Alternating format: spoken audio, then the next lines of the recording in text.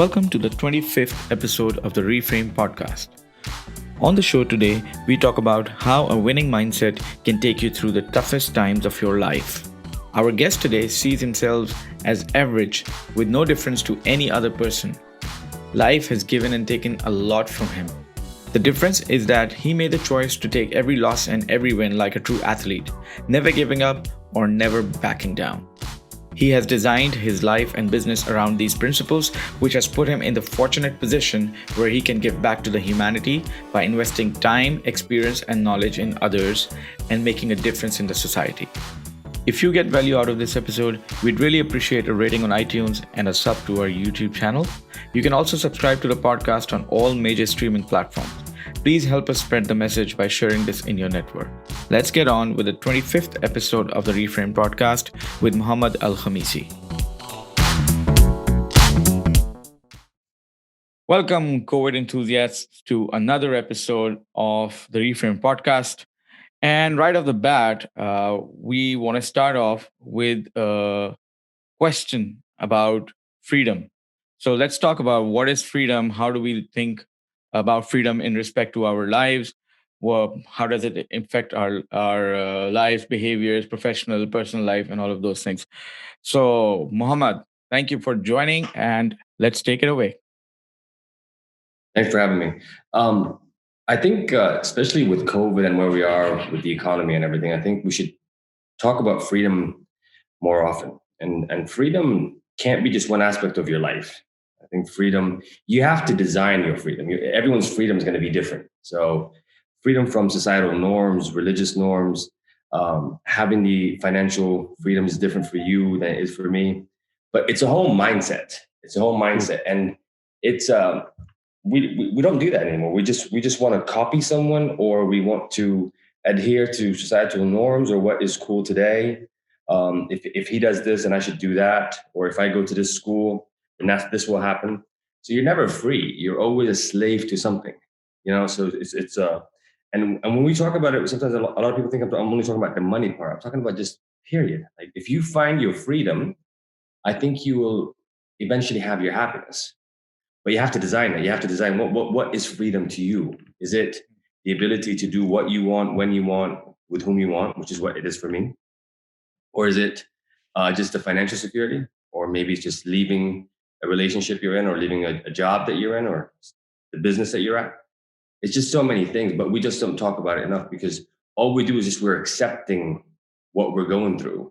And so we just hit a wall. And so if a virus comes along with the smallest adjustment to your life, you just collapse completely, because you haven't designed your life to be free. You're doing the same thing every single day, whatever it is, whatever you do in work or social, you're just doing the same thing. So once that's disrupted, you're completely confused. You're out of balance, because it's not really what you want to do. It's that fake. I don't know. Let's not call it fake. It's just the norm, So, and accepting the norm, I think it's the wrong thing.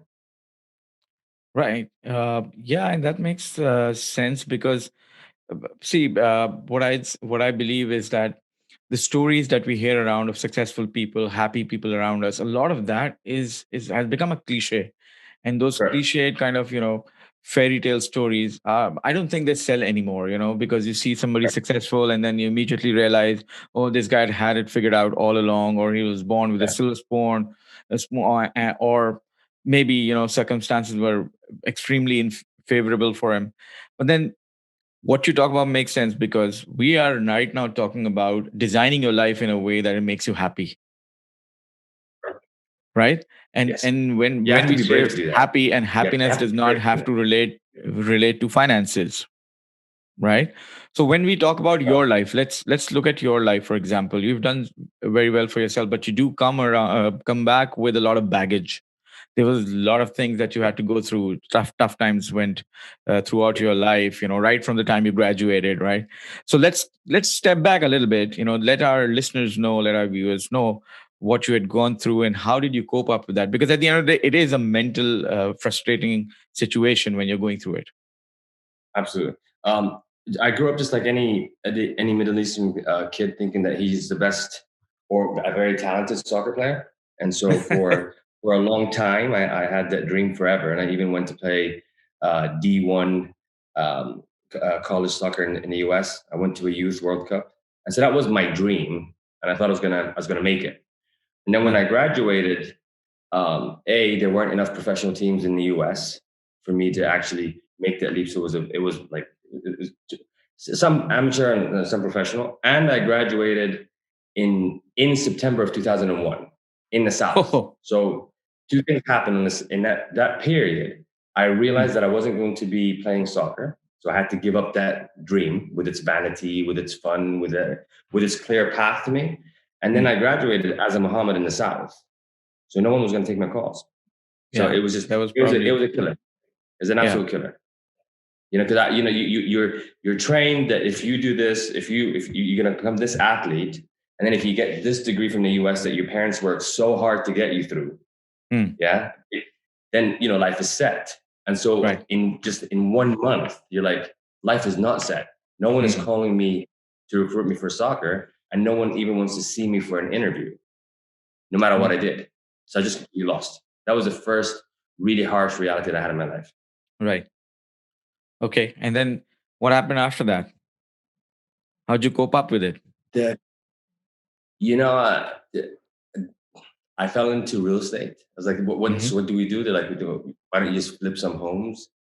Because this is how you can do it. And there was something called hard money loans then, where you can get a loan for like a gazillion percent, like 30, 40%, like sharks, like it's drug money.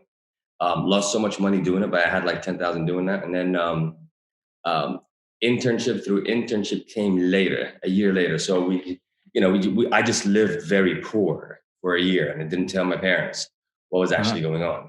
I had these, maxed out credit cards, relied on friends. It was about a year until people started to say, okay, let's talk about Mohammeds out there. We should actually start talking to them so that we can, talk about this racial divide that we have. And so the craziest thing was I started working with developers, a lot of real estate developers. And then through good fortune, I met a very prominent Jewish developer in Atlanta, a very prominent Jew. And he became my mentor. He became my mentor for interesting. a very, very long time. And it was really, that's that switch in life that you're like, when you're young, you don't realize it. When you're young, you're like, wow, it's like today, going from September 11th to being mentored by a very prominent Jewish businessman was a big change for me. And I was with him for like 7 or 8 years. Like I would actually, so he taught me everything, a lot of my fundamentals in business and family and ethics, and even my charitable donations. I picked it up from him. How to act on it. I was with him until the very end. He died. He died with cancer. Then after, I got married. I had my first son Adam. Then I had Dana. And then in 2009, that was the 08-09 recession. She was diagnosed with cancer. Oh my God. And at that time, they didn't know what the cancer was. They called it an undifferentiated tumor. And it's as dramatic and as miserable as you can think it is. So just there's you can't escalate it, you can't exaggerate it. It's very, very tough. It is. That happened during the recession, and I was self-employed. And in the US then, before Obamacare, self-employed didn't have health insurance. So all the money that was made was being destroyed through real estate, and then all these medical bills, and someone telling you, we don't know what's wrong with your daughter. So chemo through chemo, it's 30,000 surgeries. Until the very end, they told us, look, the only way we can cure this is that she needs to do radiation. And radiation then was like a microwave. You would have to put her in. Oh my God. Annihilate the tumor, but she wasn't going to be able to walk. Oh my God. So again, just imagine the timing of all this stuff, and you don't have the resilience or foundation just yet to even comprehend what's going on, so very few people knew. And then on our way out of this clinic, some lady told me that there's some guy down in Jacksonville, Florida, that does something new that's called proton radiation. Why don't you go down and see him? So I said, Mama, screw it, let's just go. So I went down there, took my car, took my son and her, and I just did the full press on the doctor. I waited all night to see him. And in the US, you have to have all the protocol paperwork first. medical is very, you know how it is. So I waited for him to come out, and I did the full press, the complete sales. You've got to see my daughter. There's no way I'm going to leave. Da, da, da, da. And he did. And once he did, he told us that we're going to start the proton radiation tomorrow. And I asked him, I remember very well. I asked him, what about walking? And he answered me back. He said, what about walking? I'm like, is she going to walk? He's like, yeah, she's going to walk. And so Wow. she's with us. She's with us today with just minor complications. But these Oh, are type of great. things that in your life, if they happen for a reason. So religious or not, I say the best way for me to give back is to what we're doing right now. The reason why I want to give back is that I'm in a position right now, which takes us to this Yeah. whole theory why I want to do this stuff, and why I want to talk to people about designing their life, and how to build businesses, etc. Is because if I'm fortunate enough to go through all that stuff today, Right. and I'm in a luxury position to, I don't want to say mentor, but to help people just look at things different, and invest in businesses with people that want to do something great. Hmm. That's the way I should give back. That's the honest truth of why I want to do this. Thank you so much. That's such a deep story, and we can't imagine people going through such painful times, especially looking at cancer and these those kind of illnesses. It's never easy on you mentally, physically, not on you, not on the patient. But thankfully, alhamdulillah, she's fine now. You've gotten through it. But when we talk about that, I think I want to spend a little bit of time for my listeners as well, to tell them what it takes to come out of that emotionally, as well as motivating yourself, and then being able to have the spirit to give back. That's the Yeah. most important lesson I think you have learned, and thankfully you are now giving back to the society. It's not like you've come out of it, and then life is as usual, but you want to give back. So I want to talk a little bit about when people go through such downfalls in life, and it's not doesn't have to be medical induced. It could be anything. Mostly it Mhm. is financially. Financial ups and downs come in everybody's life, but what do you do when you're down there? How do you lift yourself up, and how do you then move on from there when everything around you seems to be falling down? I think the biggest problem people make is that they're not trained for that day. You see what I mean? Right. So everyone lives in that Instagram world of the positive, the dream, the jets, the cars. And so you're not trained for that day. Mhm. So I came up with this theory, and that's what I'm writing the book about, is if you think of life as an athlete that doesn't retire, okay? Think of it like that. Think of it that think of the fans. Think of a stadium where there's like 100,000 fans. You got people Mm. that cheer for you, people that love you, people that hate you, people that are going to boo you, people that envy you. Just people in life. And think of a game, and that every day you have an obstacle. Me doing Right. this with you is an obstacle, right? You want to push it back, I want it to work out. It's a Friday morning. It's an obstacle. So every day there's something out there that you have to challenge. And then if you're training so well, and as an Mhm. athlete, lifting weights, doing everything right, when you Right. get to that game, you can still get hurt. When you get to that game, you can still lose on that one fluke or, which is life. True. So when I realized I wasn't going to be a soccer player, I was like, okay, maybe I can just become, this athlete forever in life. So I kept training myself for Mhm. these days to happen. Now you will never train yourself for the very, very dark days, but just know that they come. So it's all in that mindset. So it's not reading books, it's understanding and appreciating everything that's around you, and Right. understanding that nothing is sustainable forever. And all it takes is just a call, and usually the call is bad. The call is usually never that good. So when my Mm. wife called me and told me she had cancer, I was like, I can't even comprehend what she said. Of course. And life was, and that was in the recession. That was you see what I mean? So it's in your mindset, and that nothing is permanent. So if it's bad today, if it's good today, it's not permanent. But you Yeah. build that resilience in your mind. And Right. I never support negative people. So if I have negative people in my circle, I get rid of them. Family, Mhm. friends, I don't care who they are. I've always got a positive attitude towards everything, Mm. and I just keep at it without expecting results. So I'll do my very best. I'll do this. I'll do this interview with you, hoping that something amazing is going to happen. But if nothing happens from it, I'm not going to be upset. I'm just going to do it again and again and again and again. And that's the athlete's attitude. Yeah. That's where consistency comes in, Yes, right? yes, it's And we work. always It's a talk lot of work. about, yeah, go ahead. It's a lot of work. It's a lot of It mental is, work. it is. Yeah, both physically and emotionally. Yes, absolutely, And we talk absolutely. about being consistent on things, and always being positive, and always keep on pushing and pushing for improvement and things like that. But we got to realize that things don't happen if you act in a silo. Think you can't do anything alone. You need to have the right kind of people around you. Like, for example, for you, somebody referred you to a doctor who helped your Correct, daughter, right? correct. Today, here we are sitting, helping each other out. But I would Yes, not, for example, I go down to the basics and I say, I would not have been able to do this podcast if this fine company would not have made this microphone, for example, or the yeah. lights or the systems, computers, whatever. So wherever we are, we don't realize, or maybe we take things for granted. But at the end of the day, we are relying on the environment around us. And I think if we are able to uh, use it in a positive way, I think that boosts us up. It's not just physical things, but also the people around us, the situations around us, right? And then uh, one important thing is not to basically just pretend that you're a successful guy or you're a happy guy. Be yourself.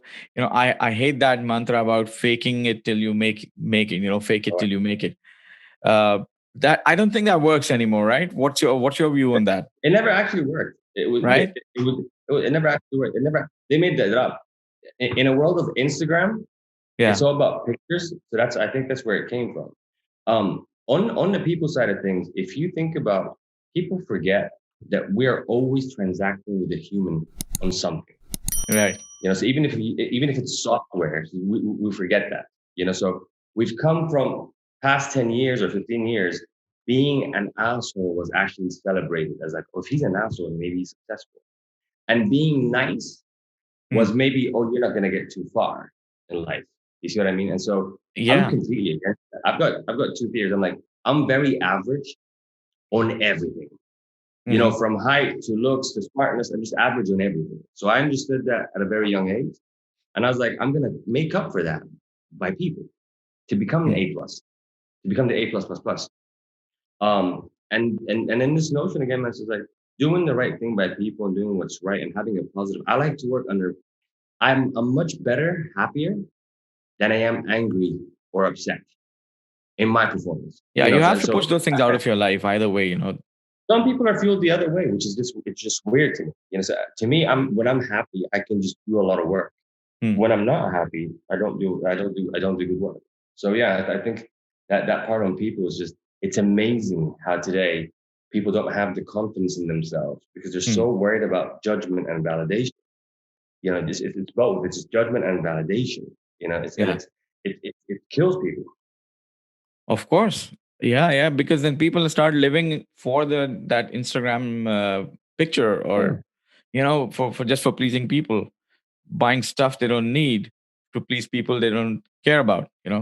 That kind of stuff. When you And go through enough, when you go through the ups and downs, especially on the financial part, because that's the very prominent. That's the thing that right. people see most. So Hmm. the amount of people that lost jobs then became different people. They're like, wow, so your job is who you are. You need that. It's like a crutch. Right. And he or she, that job gives them that business card is like, ooh, that makes it really cool. And when I lost money a couple of times, many times, like I was broke, it didn't really change much of who I am as a person. And so now Hmm. that I have it, it also, I mean, I see it here, I may go tomorrow, but it doesn't make, or I don't want to use make or break me. Look, okay, let me elaborate on that point too, because a lot of people misunderstand what I'm saying. I don't think you can make useful change in this world without capital. The big change that I would like to have, I realize it's going to take a lot of money. So I Right. have the utmost respect for money. Okay. And I don't mind being a slave to money Hmm. if you're going to use that money for something that's really big. Hmm. So you see what I mean? So if I'm gonna do this thing for like Yeah. 2 years because I'm gonna build some well in Africa for water, man, I'm, Hmm. I'm all for it. Yeah. You see, but Money has to be having it or means to an losing it, end. It doesn't have to be your North Star. It has to be a means to an end. and it can't be your validation of me.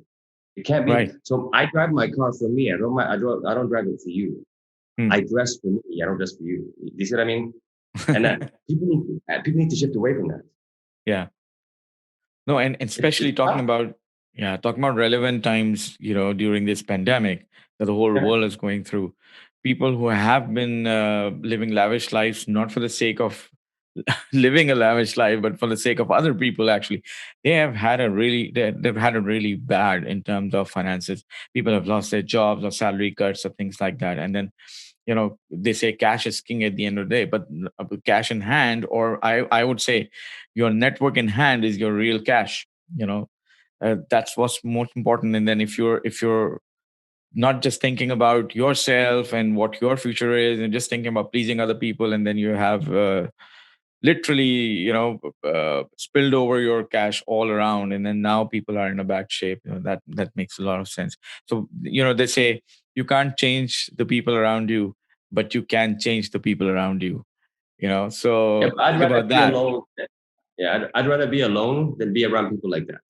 So I Of don't course, mind. at the end of the You know, day, that's what matters. But I seriously believe on having that network around you, that it's like the air beneath your wings. The people who then lift you up, who understand your passion, who understand your motivation, and in fact who have similar passions in life.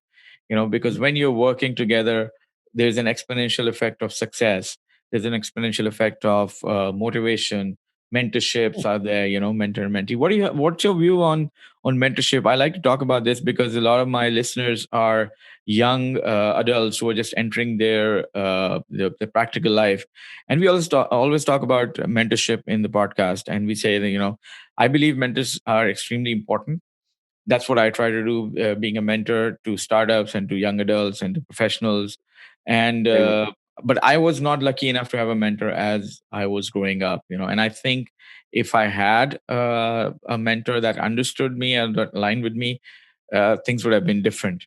What's your view on mentorships? You had a mentor earlier in life. yeah, but see, it's my mentor was in the field that I love as well.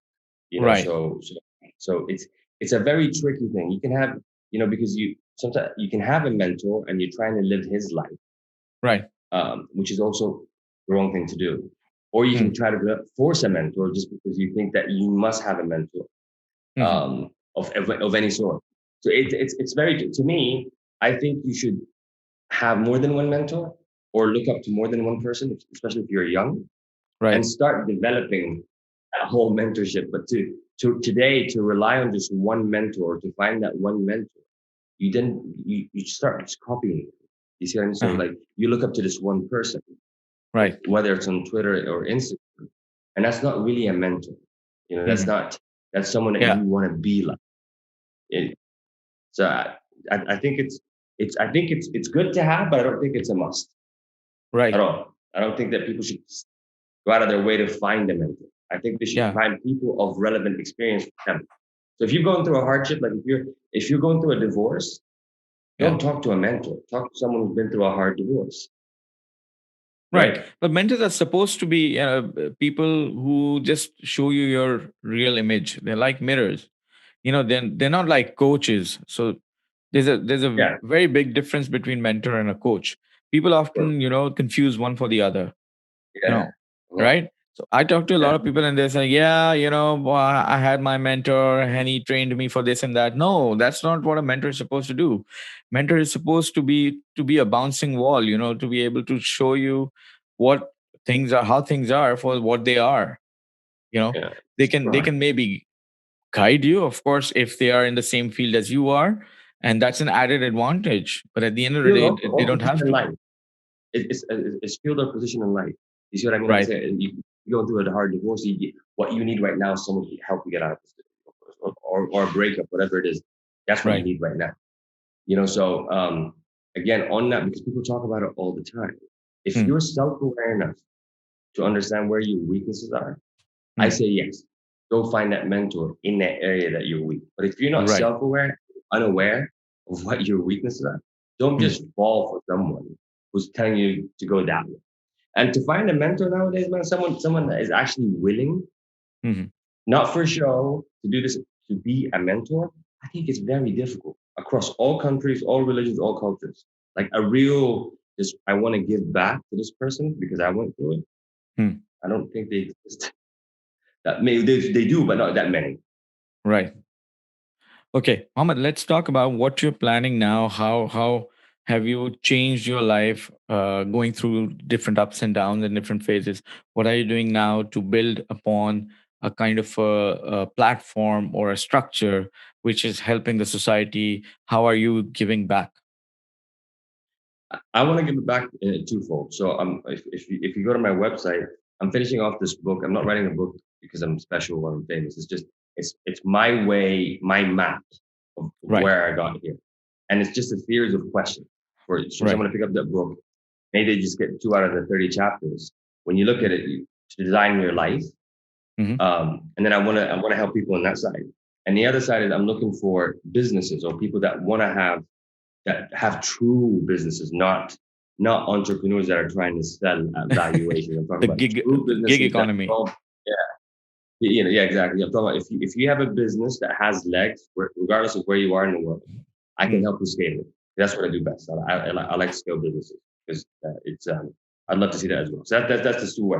That's the way I'm going to give back is through that practical life advice on Mm. everything that I've been through that book, and then also through the business part because I think we're going to move into an era right now that I think employmentship is just going to go away eventually. Like That's this interesting. In fact, insurance. I want to talk about this because I always, when I talk to especially young adults, and I always say the landscape of the career paths that we have seen while we were growing up, the 70s and the 80s kids, there were, two, three set fields where we would think about Uh, yeah, pursuing our careers. That has all changed drastically now. So we would be growing up and our parents would be, beta, you got to be a doctor or an engineer. That's it, yeah. right? And Correct. then there was some other, as the dot com came in, and then there were software developers and then things like. But that was pretty much it. No, there was not much of a diversification Mm. in that. But now the landscape has changed tremendously, and I believe, and feel free to chime in on that. Is that the future is going to be very? I mean, it's going to be a split, harsh split between two things. One is going to be a lot of jobs are going to be taken away by computers and AI and programs and all of that, which is already happening, right? Robots and things like that. But then there is something that any amount of technology cannot do, cannot cope up with, and that is emotions, and that's what makes us human. So I believe, in future there are going to be two major types. Of course, when you talk about niches and specialists, in terms of, a NASA engineer will probably always be a NASA Yeah. engineer, and a surgeon will always be a surgeon. But then once you go a level down, then that's where things start to get gray, and that's where computers come in, and then softwares and robots come in. But other than that, the creative bit of what makes us human is always going to stay with humans. So, when we talk about arts and expression, musicians, actors, uh, athletes, sports, all of that is going to stay with us. As in, Yeah. the computers are not going to take over and rule the world. We are not living Yeah. in a matrix yet. And other than that, the basic things that go on in your in everyday business and life, those probably are going to go away. A lot of those jobs are going to go away. So I feel that either people who have that kind of a mindset should either go into being where the new game is going to be. So when the world is switching towards AI and robots, then, become one who builds those systems, or you choose to be something that cannot be taken away by a system or by a computer, which is the creative side, right? So, what do you Yeah. look at in terms of how it's going to change the landscape of education and the job market, and where's all of that going? Maybe 5, 10, even 15 years from today. I don't think it's going to take 15 years. I think a lot of the schools, the universities that are around today are going to Yeah, be obsolete very, very quick. And I think that we're going to see like an Amazon university, right. a Walmart university. we're going to see that because that's going to be much more practical. I think we're going to move into a world where it's not only acceptable, but it's an honor to get a Google degree, whatever that is, whether it's 1 year or 4 years, Right. because that's where you want to be, right? Because they're just going to eat the world, right? And then all these other schools are just going to go away. So the notion of just going through an educational system to become an employee is Right. going to end very, very fast. Hmm. You see, but it doesn't mean that's all just AI and technology. No, no, no. Look, we're still the same. From Right. the moment we wake up till we sleep, we have the same basic needs. Right. So, technology improves that. It doesn't, we're still the same. Right. So all that stuff still services us. People forget that. So Mm. whether you're saving on the cloud or files, you're still saving. True. It's just still documentation.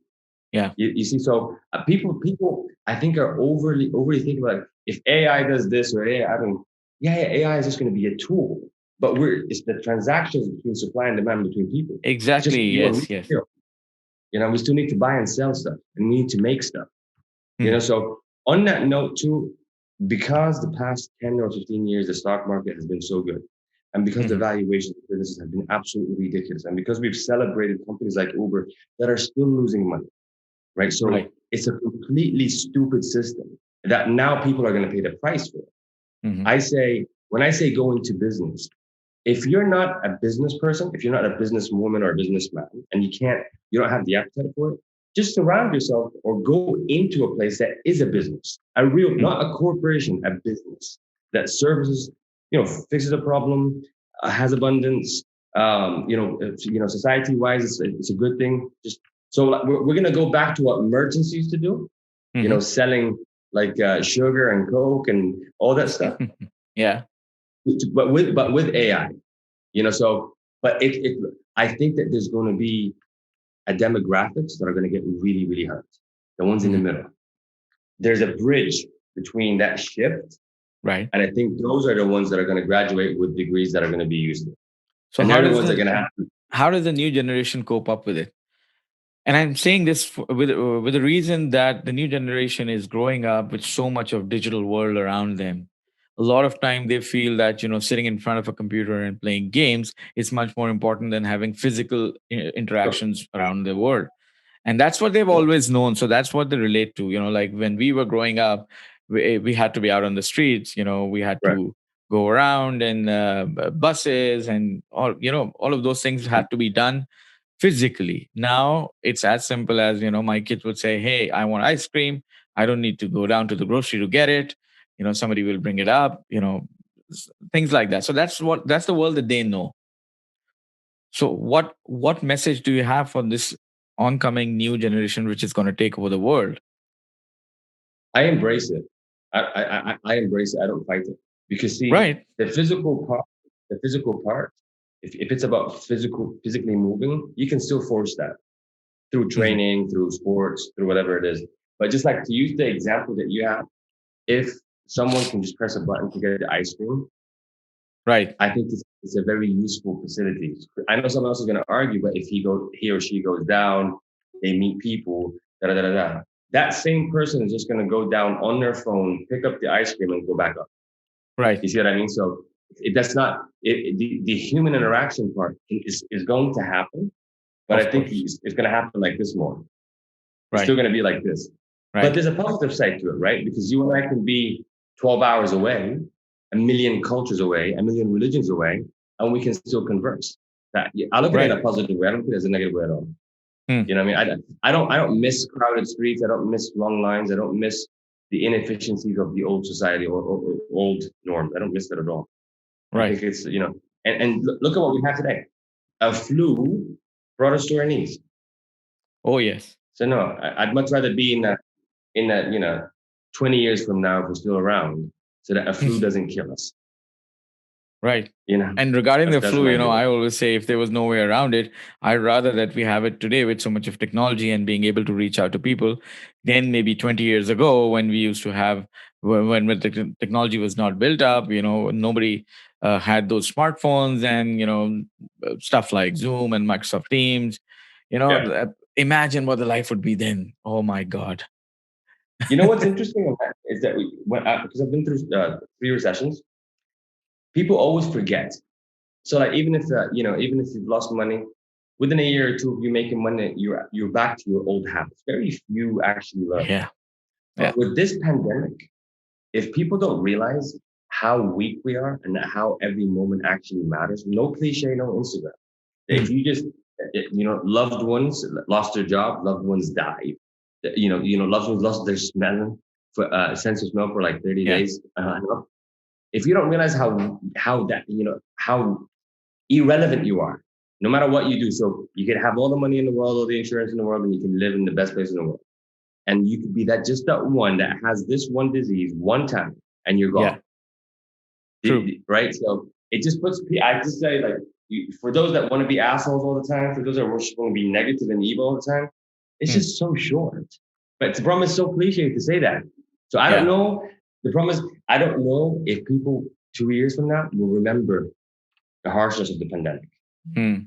You know, so that's to answer that question for you. That's, yeah, it does. And that's another part of it, as long as we understand these experiences that humble us, and we find our direction and we improve ourselves, But that's it's always fine. temporary. The promise is always temporary.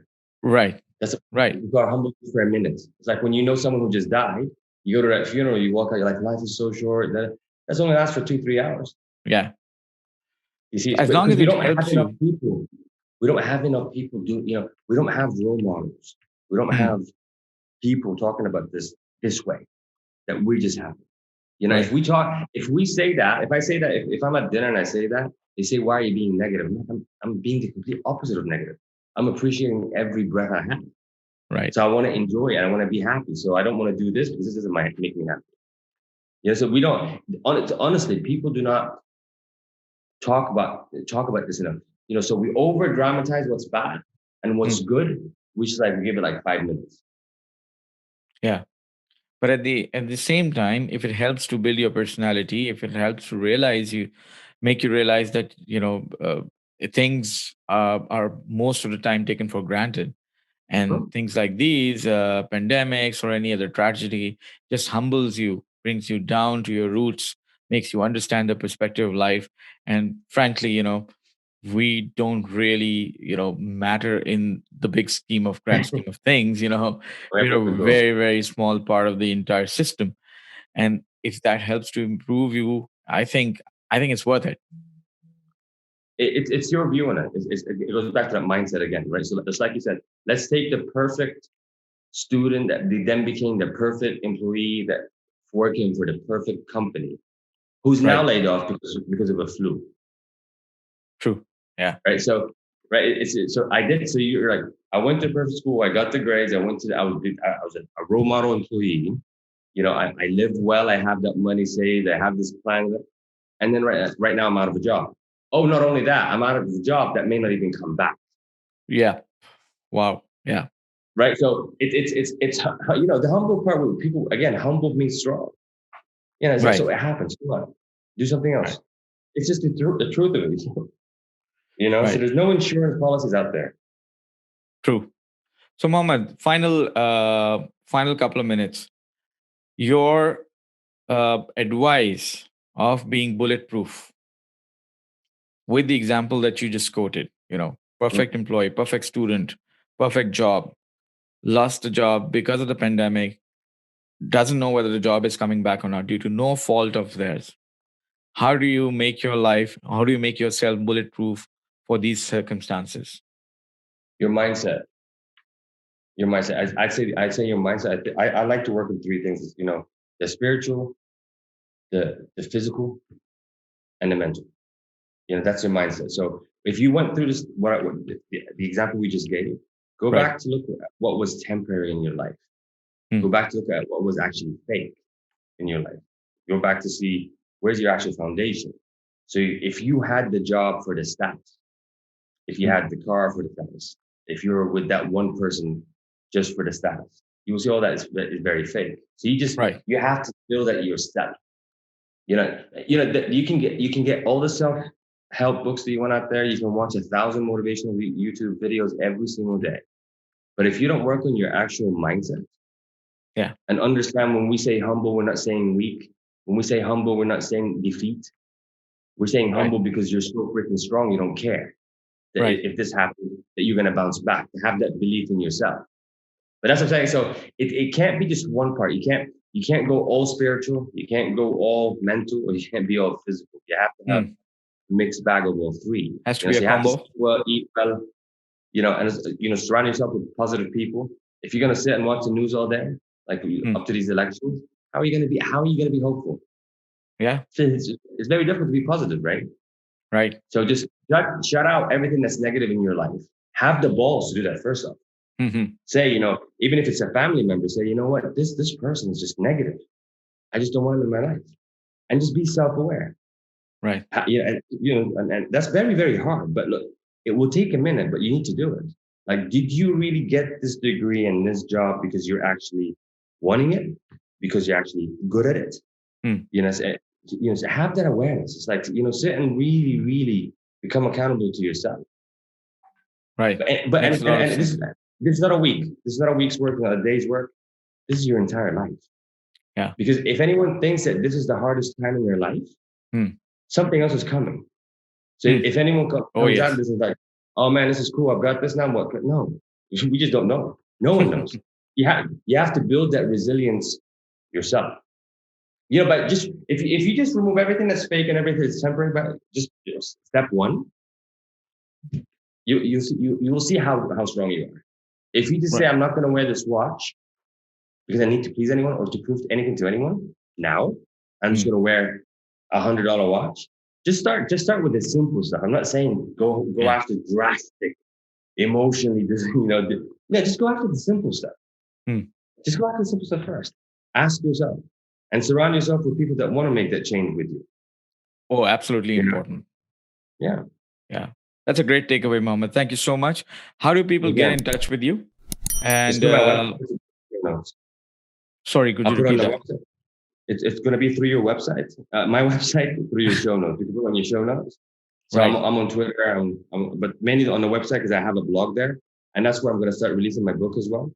Right. What's your We'll, website address for our listeners? www.mk20.cl. We'll put it in the Okay. show notes as well. Great. Yes. Yes. It's going to be available. All your social profile links are going to be there in the show notes. So, guys, if you're listening to this on your favorite podcast Would love program, to engage. just go Would and love to check it engage. out. Check us out Please. on YouTube. Subscribe to our YouTube channel. We link you to Muhammad. Get in touch with him. He's a great guy, extremely positive in life. And yeah, help the podcast out as well. Share it across your network. Subscribe to us. Every little bit counts. If you like today's conversation, hit that like button, subscribe to us, hit that notification bell so that you get to hear us. But, talk to a lot more people, a lot more positive emotions and messages coming across. Thank you so much, Mohammed, for today. Thanks Have a a lot. Thanks great for having day. I know, me. You I know too. it's the weekend, and we Yeah. all have our family commitments. I don't want to keep you waiting for that. Thanks for your Appreciate you doing time. that. And guys, Thank you. we'll catch you in the next episode.